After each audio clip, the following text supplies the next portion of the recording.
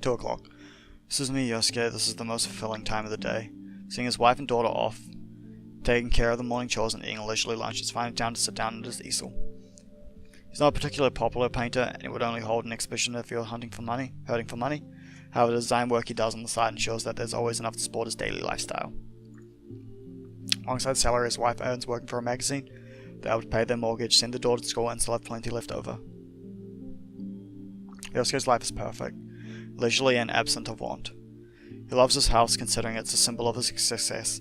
When he mows the lawns, polishes the windows and floors, and cleans the kitchen, toilet, and bath, he feels the same joy as he does when washing his own body. Since he knows the length of his fingernails and the time since his last meal, he also knows everything about his home's condition. The status of every door, the freshness of every flower, amount of ice in the ice tray, the last detail. This is his pride, and when he sits in his studio smelling the turpentine and knowing that each element of his house is in perfect order, he feels the ultimate satisfaction. While trying to find the right combination of paints on his palette, he suddenly feels thirsty, but soon remembers there isn't much orange juice left in the refrigerator. In fact, it's also about time to stock up on the bath additive and powdered soap. You could get everything at the supermarket when he goes to shop for dinner, but it will probably be quite heavy. Now then, where should I leave off to go shopping? As he ponders this dilemma, he heads downstairs to the kitchen. Just then, a breath of air tickles the back of his neck, bringing him to a halt in the middle of the hallway. A breeze. Impossible. Every window in the house is closed. Yosuke shut them himself during his morning cleaning. Yosuke enters the living room, searching for the source of the breeze. Something stinks. It's the same pungent smell of fetid swampland that emanates from this Sakisaka house. The window facing the yard next to the door is open. Its curtains billowing loosely in the gentle breeze. There's a hole in the glass next to the lock. It looks strange, like it was melted by some chemical instead of broken. Someone must have reached through the hole to unlock the window. Yosuke stands paralyzed, his heart pounding with anger and fear. He listens carefully, but hears nothing. Perhaps the intruder has already finished his business and left, but a burglar wouldn't have left the room untouched, would he? Maybe he heard Yosuke coming and hid somewhere nearby. Yosuke realizes that his still wet palette knife in his right hand. Must have forgotten to put it aside, and went downstairs. He stares numbly at the knife. For a moment, decides there's not enough protection. Instead, he grabs the ashtray sitting on top of the table, made of thick solid glass. It is big and heavy enough to serve as a window. I'd rather stab someone.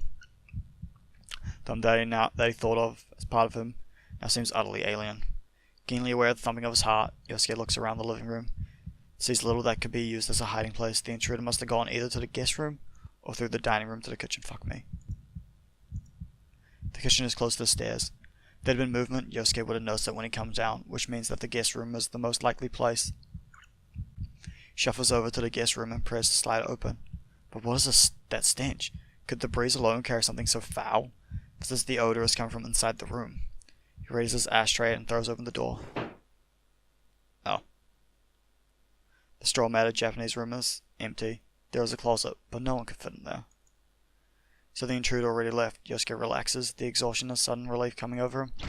That's when something seizes his ankle. Tentacle noises. The instant he freezes in shock, his leg is yanked out from under him, sending him crashing to the floor. Stars explode behind his eyes as his head smacks against the door rail. What the fuck is door rails? The hand, if it can even be called that, wrapped around Yosuke's ankle, extends all the way to the back beneath the living room sofa. There are barely 5 centimeters between the sofa and the floor, but the intruder is able to hide in that tiny space. Can't possibly be human. Screaming noises. Before the screaming, Yosuke can regain his footing. Countless hand-like appendages seize his arms and legs, rendering him helpless. Calm down, don't be scared. A hideous voice burbles in his ear. Something cold and soft crawls atop him. Yosuke can't even scream, his terror so deep. It won't hurt. Don't be scared. It won't hurt. Thin tube-like pinches penetrate his ears and nose, wriggling deep into his skull. Rightful sensation drives him mad. Yosuke loses consciousness. Wow, that was fucking disturbing.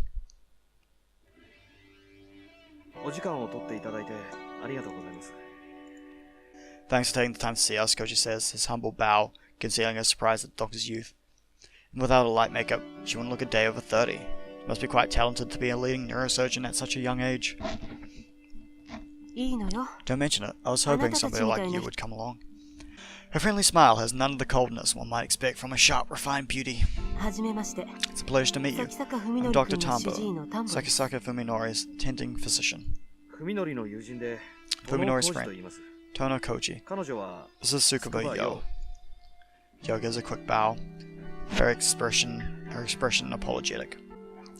When they arrived at the T University Medical Center and asked to see Fuminori's doctor, Koji and Yo had been prepared for rejection. They hadn't expected the ease with which their request was granted.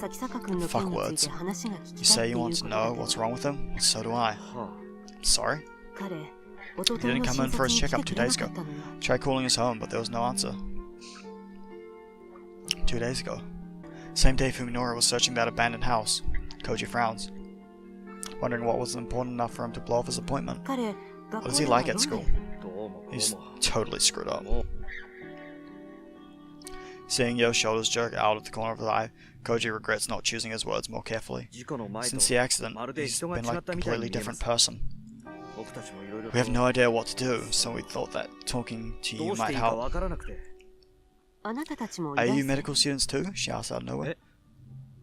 Yes. Would you like to see his charts? You will really show them to us? Dr. Tambo regards him silently for a moment and sighs and says, someone wants to see them. Without hospital opposition. His files were stolen from the archives 2 nights ago. What? She says hard at the astonished students, then shakes her head with a tired smile. Well, it doesn't look like you two were involved. That's a relief. Of course we weren't.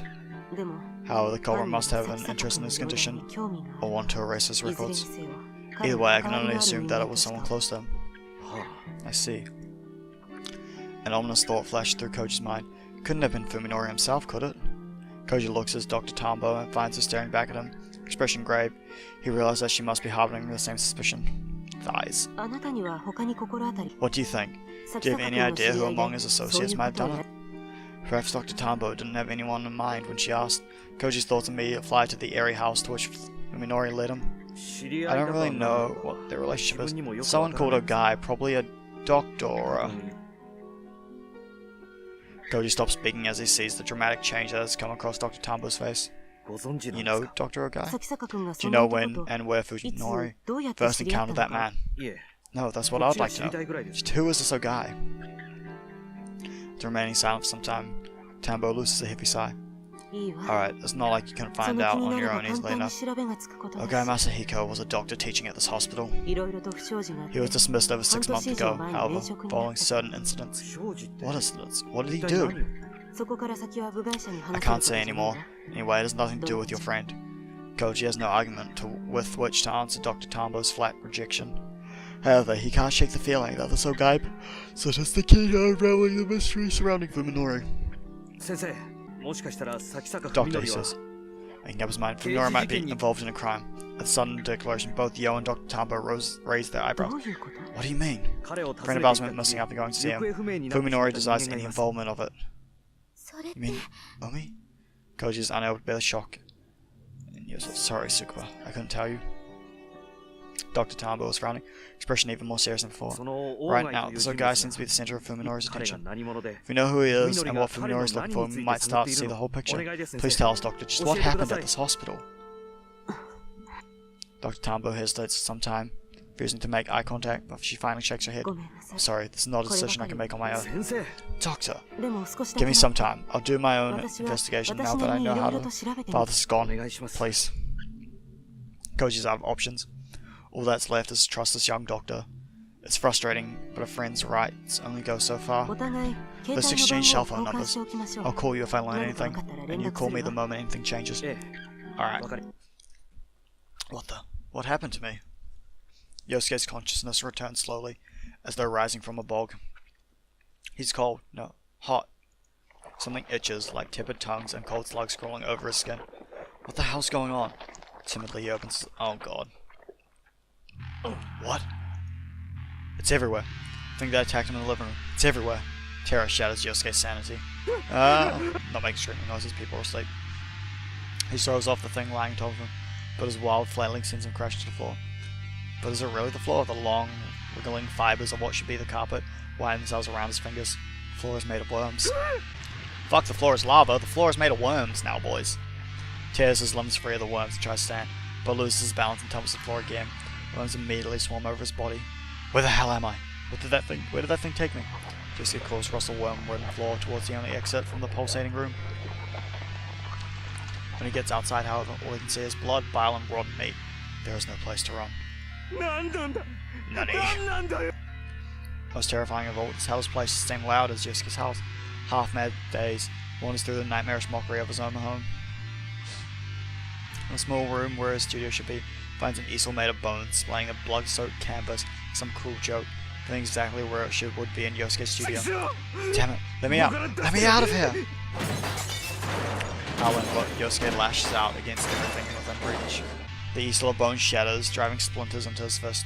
He feels the pain, but does not wake him from the nightmare.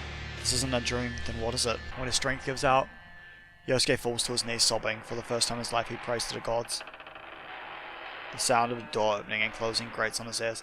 Downstairs, the front door, someone is here. Oh no. We're home. Yosuke trembles at the blood-curdling sound. It's that thing again, the monster has returned. Oh, Daddy, we're home, wisdom. Oh, he's not here? We're shop. When can we eat?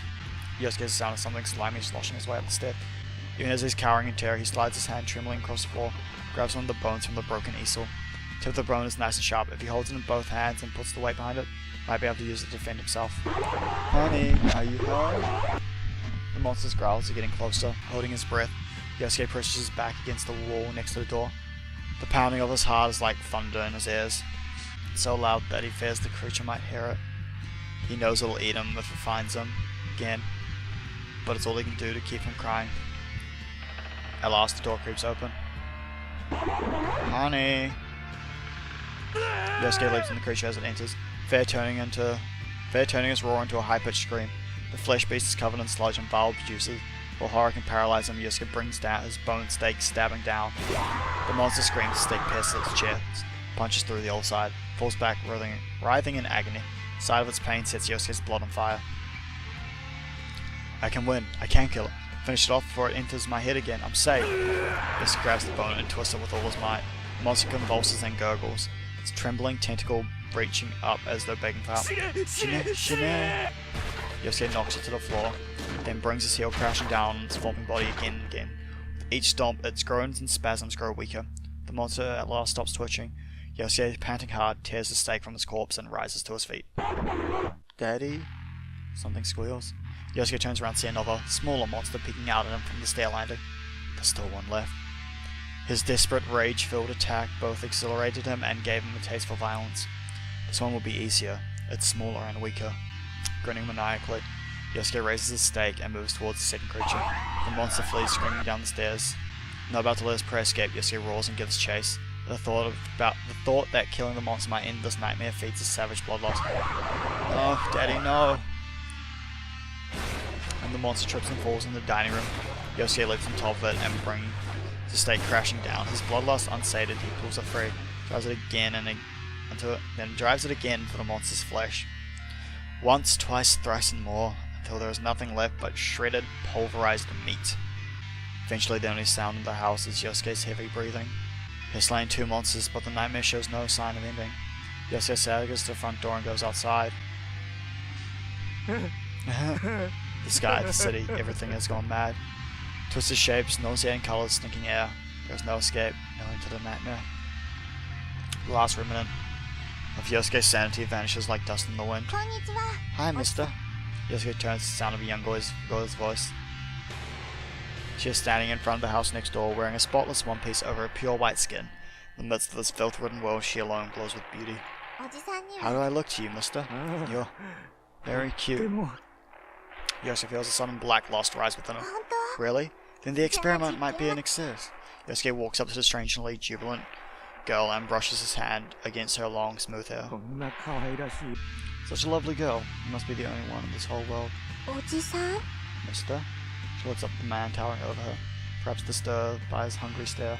How about we play? Oh, no. Yeah, but what are we gonna do? Grin parts Yosuke's lips and he replies, そりゃもう everything that will please me, of course. With that, he grabs the girl's collar and tears the front of her dress wide open. Shock and fear twist the lovely girl's delicate features, stimulating Yosuke's sadism. Even after killing those two monsters, the embers of violence still smolder in his heart. Now they have new fuel to burn. いい顔だよ、嬢ち I ゃん like your expression, girl. Won't you show me anything 兄さん pretty にもっと one? No. Before a girl flees into the Sakisaka house, Yosuke runs after her, feeling the joy of the hunt. No, stay away. In desperation, she has no hope of outrunning an adult. Yosuke charges down the hallway and catches up to her in the kitchen, grabs from behind and wrists her to the floor before she can resist. Miko, why are you doing this? That's it, because you're too cute. Enjoying the sensation of her thin arms struggling futilely against his grip, Yosuke uses his weight to hold her down while ripping off her remaining scraps of clothing. No, I don't want this to stop. Yosuke stares at the smooth body of the girl flopping beneath him, trounced by her cherry-like nipples, soft yet tight belly, and narrow waist. The thought of violating such an immaculate body amid the horrors of this twisted world is irresistibly erotic. Yosuke runs his tongue over every inch of her stomach and chest, so preparing to eat her whole. She stiffens and whimpers at the sensation. It isn't supposed to be this way. Her tear-choked voice satisfies Yosuke's lust for conquest. His nightmare has violated him, but now he is able to visit the same torment on this innocent girl. Where he was the victim, he is now the victimizer. This release he feels is intoxicating. His manhood is ready and waiting, so he frees it from his pants. He playfully prods the girl's tightly shut slit with it. She finally starts crying in earnest. No, stop. I haven't done anything yet. Putting his mouth close to the sobbing girl's ear, Yosuke whispers, "You're this scared already, how will you scream if I put it in you?" Stop. Staring into her wide eyes, Yosuke drives himself deep into her body. The girl screams in pain as he forces her through a still dry slit. Yosuke is surprised by her lack of a hymen, but even more so by the sensation of her inner folds, much too welcoming for an immature seeming girl. Oh my, you're pleased, man. No, don't hurt me. No, I think I have to punish you for being so naughty. Yosuke begins to move inside her, each violent thrust forcing a cry from her lips and tears from her eyes as her head jerks in agony. Soon she begins to lose strength to resist and goes limp, concentrating instead on enduring Yosuke's cruelty. Yet she still stares tearfully, pleading to Yosuke's lust-inflamed eyes as he pounds mercilessly into her flesh. Why? Aren't you gentle? Because you're adorable. You're too pretty not to hurt. Too pretty not to break. Girl's choking gasp, the despair in her eyes, they only intensify his ecstasy. Help me, Fuminori.